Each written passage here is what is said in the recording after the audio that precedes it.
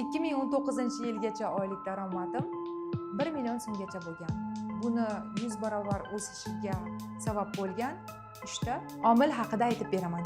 Birinchisi, men atrofdagilarni ayblashdan to'xtab, o'zim ustida ishlashim va bilim olishim bo'lgan. Ya'ni, menga hech kim yordam bermayapti, onam qarashmayapti degan fikrlarimni o'zgartirib, fokusni o'zimga qaratganman. Ikkinchisi, o'z kamchiliklarimni tan olib, o'z ustimda ishlashni boshlaganman. Darslar oldim, kitoblar o'qishni boshladim va bu bilan o'zimga degan ishonchim oshdi. Uchinchisi, bilim olishni o'zi yetarli emasligini bilib, harakatga kirishdim.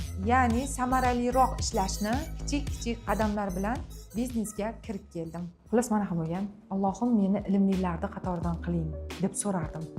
Men medsestraman, shunaqa duo qilardim-da. Keyin anaqa o'zi yo'naltirib qo'ydi.